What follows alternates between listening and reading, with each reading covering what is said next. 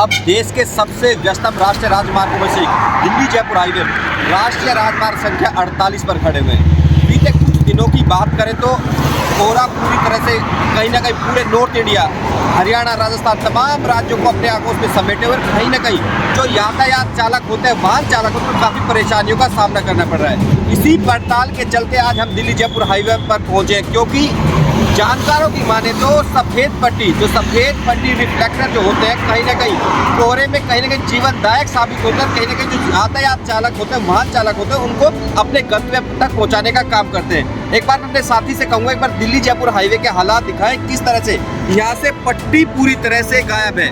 आप देख सकते हैं तस्वीरों में किस तरह से दिल्ली जयपुर हाईवे, जो कि तमाम राष्ट्रीय राजमार्ग संख्या 48 देश की राजधानी को आर्थिक राजधानी मुंबई से जोड़ता है। अब समझा जा सकता है कि इसके हालात ऐसे, तो बाकी के जो संपर्क मार्ग होते हैं उनके हालात कैसे होंगे, आसानी से समझा जा सकता है। सफेद पट्टी पूरी तरह से गायब है। तमाम दावे जरूर किए जाते हैं कि तमाम व्यवस्थाएं दुरुस्त की गई हैं। हाईवे पर जानकारों के मुताबिक हाईवे पर सफेद पट्टी के अलावा रिफ्लेक्टर होने जरूरी है ताकि वाहन चालकों को पता चल सके। ऐसे में कहीं ना कहीं तमाम जो दावे सरकारों की ओर से किए जाते हैं, अथॉरिटी की ओर से किए जाते हैं, राष्ट्रीय राजमार्ग अथॉरिटी का जिम्मा था कि यहाँ पर जैसे जैसे कोहरा पड़े इनको व्यवस्थाओं को दुरुस्त किया जाए। रेवाड़ी प्रशासन की ओर से भी लगातार सड़क सुरक्षा को लेकर बैठकों का आयोजन किया जाता, लेकिन ये बैठकें भी मैच चाय और खाना पूर्ति तक सिमट कर रह जाती हैं। यदि शायद ध्यान दिया जाता तो शायद ये हालात यहाँ पर नहीं होते, क्योंकि तमाम तरह के जो दुर्घटनाएं होती हैं, पूरे देश में दुर्घटनाएं देखने को मिलती है कोहरे के दौरान। डिप्टी सीएम, प्रदेश के डिप्टी सीएम दुष्यंत चौटाला भी कहीं ना कहीं कोहरे की चपेट में आ चुके हैं। पिछले दिनों कहीं ना कहीं जो सुरक्षा में तैनात सुरक्षाकर्मी था वो भी कहीं ना कहीं घायल हुआ था। ऐसे में समझा जा सकता है कि कोहरा किसी को देखकर नहीं आता, जो व्यवस्थाएं होती है, जो सड़क सुरक्षा की व्यवस्थाएं होती है, उसको दुरुस्त करना जरूरी होता है। हमारे साथ एक एम्बुलेंस चालक मौजूद है, इनसे भी जानेंगे आखिर, क्योंकि तमाम कोई समय निर्धारित नहीं होता कब इनको पहुँच रहे हैं, लेकिन ये जरूरी है किसी की जान बचानी है तो उसको अस्पताल में समय पर पहुँचाना होता है। लेकिन आखिर किस तरह की इस कोहरे के बीच जिस तरह से सफ़ेद पट्टियाँ गायब है, किस तरह की परेशानियों का सामना करना पड़ता है, उनसे जानते हैं। क्या नाम है सर आपका? मेरा जेपी पंडित नाम।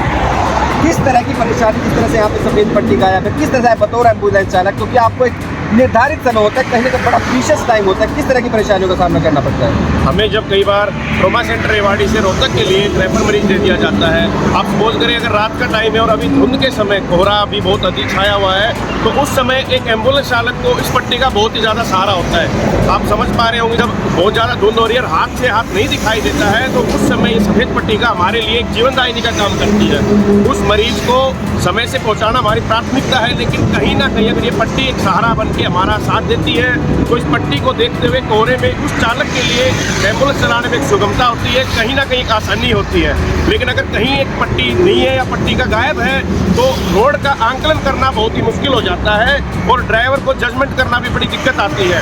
तो मेरी इस आपके चैनल के माध्यम से यही गुजारिश और दरखास्त करूँगा कि राष्ट्रीय राजमार्ग पे, सभी राजमार्गों पे पट्टी का अवश्य बनाई जानी चाहिए, ताकि चालक को अपनी सुविधा को देखते हुए जो मरीज जो रेफर किया जा रहा है उसको भी जल्द से जल्द पहुँचाया जा सके। तमाम दावे किए जाते हैं राष्ट्रीय राजमार्ग संख्या देश की राजधानी को आर्थिक राजधानी, यहाँ पर पट्टी नहीं हो रहा, कितना गंभीर मानते हैं कहीं ना कहीं, क्योंकि आप मरीजों को ले जाते हैं, हाईवे को पहुँचाते हैं, एक सेकंड कीमती होती है। उस स्थिति में किस तरह की दिक्कतें आती हैं?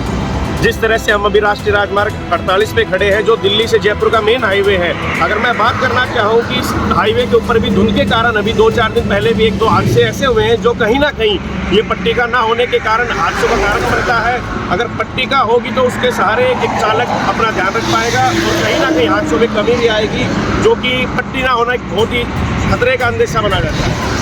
जिस तरह से हमारे साथ एम्बुलेंस चालक थे, उन्होंने बताया कि इतना परेशानी होती है मरीजों को पहुंचाने में बिना सफ़ेद पट्टी के। ऐसे में समझा जा सकता है कि जिस तरह से कोहरे का सितम लगातार उत्तर भारत की पहाड़ों पर बर्फबारी हो रही है, कहीं ना कहीं जो मैदानी इलाके हैं, मैदानी इलाकों में कोहरा छाया हुआ है, कहीं ना कहीं जो यातायात चालक है उनको परेशानियों का सामना करना पड़ता है।